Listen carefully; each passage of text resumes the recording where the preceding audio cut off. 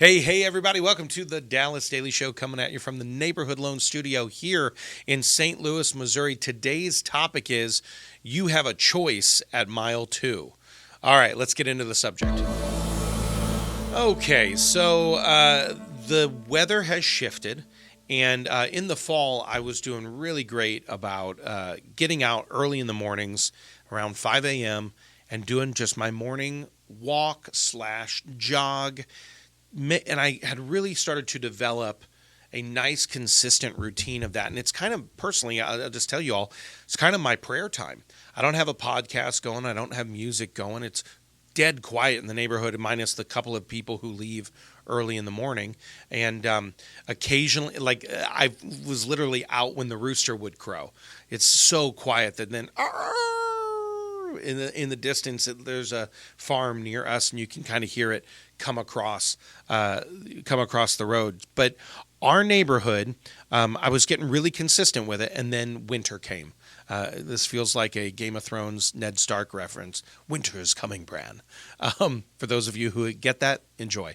For those of you who don't, it doesn't matter anymore. It went off air a long time ago. So winter came, and I did not remain consistent in that, and it was way too cold to do it in February here in the Midwest. Honestly, this winter, Taylor, I don't know how you felt about this winter, but this winter for me, folks, I was ready to move back to Los Angeles. I was like, okay, I need some Mediterranean climates. Then sadly, most of Los Angeles burned, and I'm like, okay, never mind. I'm okay with the cold weather. Not making light of the wildfires. Don't do that. It was literally like how wishy-washy I was being about being too cold, and then that would not have been a good decision. So nonetheless, I talked, I don't know, a week or so ago about my upgrade version 4.5 to 4.6, and part of it is to just be more consistent in my cardio.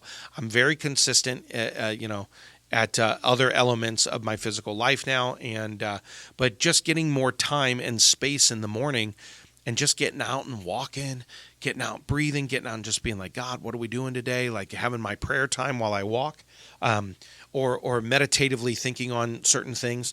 That's all great. And I've been getting really consistent about it.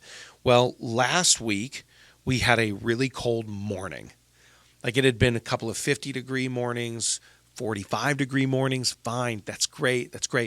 But I talked about, this would have been last week too, when I talked about all the wind stuff and talked about allowing your soul to breathe. That episode, which was like so refreshing to hear that. I kind of feel like I'm rambling on this Monday. It's okay. It's a Monday.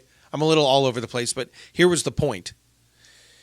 This was a windy, cold morning, and the way our neighborhood is looped is if you hit every cul-de-sac, if you kind of go through there's kind of two little offshoot roads, and there's a couple of cul-de-sacs that you can just pop in and go in and out. If you hit every one of those and do the whole neighborhood twice, it is exactly a 5K. It's an exact 5K. Like I literally think we should do a neighborhood 5K to raise money for somebody. But it's a perfect 5K from the front of my mailbox down, loop around, go back, do that twice. I end at my mailbox, boom, 5K precisely, which is great because you do a little bit of just like warm up walking a little bit, and then boom, you get into it. And it's usually like I've started jogging it a little bit more and jogging the 5K. But in the fall, I was just kind of walking it, just feeling it out, like crisp, cool weather, right? I was on the jog on this one, and it was a cold morning, and I'm like, I don't think I'm going to do the full 5K, but I am going to do 2 miles. That was the plan because it was so cold. I'm like, yeah, I'm just going to do the 2 miles. I didn't have the mental stamina. Truth be told, folks, Dallas just told on himself he did not have the mental stamina to want to be in the ice cold, windy weather for a 3.2 5K. He didn't want it. But I told myself 2 miles. Mile 1 hit, and I was done. So on my Apple Watch, it was like buzzing me. It vibrated. I don't wear my Apple Watch throughout my day. I just wear it when I'm doing my workouts.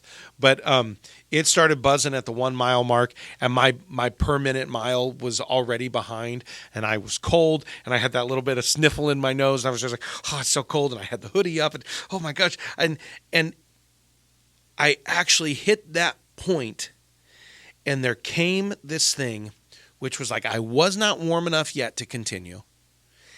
My muscles weren't fully warmed up yet, and the conditions were such that I was ready to tap out. And I actually said out loud on the jog, "You have a choice at mile 2. You have a choice to continue." Well, guess what? I leaned into it. Not only did I do mile 2, but by the time mile 2 was done, I was like, no, we can do the whole 5K. We can do the whole thing. And I finished it out. And I went through the struggle of mile 1, and I had the choice at mile 2, and then something took over beyond them that kept the momentum going. But how many times in our life do we start something and it's a struggle to get out the gate? Right? It's a struggle to go to the next. It's just a struggle sometimes to, in your life, put one foot in front of the other. And the conditions seem to be against you. And you're uncomfortable and you're cold and it's not happening the way you want it to. It's not ideal in any way. And the struggle is to put one foot in front of the other. And you get to the point, and in CrossFit, we would call it, there came a point you hit the gates of hell, right? Where you just be like, we're just in it now. We're just going. And different people hit the gates at different point. But at mile 1 on this particular thing, immediately I knew I have a choice starting mile 2 or not. I could tap out right now and just walk a little bit back to my house and be done. At least I did something, I could tell myself, but I would know I gave up. The question that I have for all of us is, where in our lives, where in your life, my friend, where in your life have you hit the conditions that aren't ideal? Are you cold? Are you tired? And are you just stuck with the one foot in front of the other?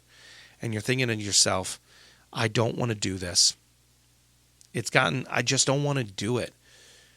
You have a choice at mile 2 to tap out. And maybe you have to. Maybe you start again tomorrow.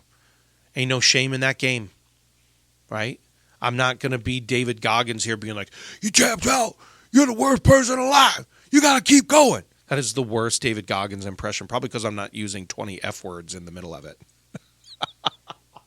For those of you who know, you know. If you know, you know. But if you have to tap out, ain't no shame in that game, my friend. But I am going to encourage you to try again tomorrow. And you're always going to have the choice. Is it worth it? Yes, pushing through to become future you, 100% worth it. But you have a choice at mile 2. You're not quite warmed up yet. The conditions may not be ideal. But are you willing to sacrifice a little bit? Are you willing to suffer a little bit? Are you willing to struggle a little bit for the chance that maybe on the end of mile 2 or somewhere in mile 2 lies your breakthrough? That's what I got for you today. On your positive play call. We're here on a Monday. It's positive play call time. So if you haven't downloaded those are on the website. But the positive play call for this week is, I have a choice to continue. I have a choice to continue. So that's what I got for you today, my friends. Get that on the positive play call. Choose your mile 2. Go out there and have a championship day. Thanks for listening to my dad's podcast. For more tools, go to DallasDailyShow.com. Be sure to like, subscribe, and share. Thank you.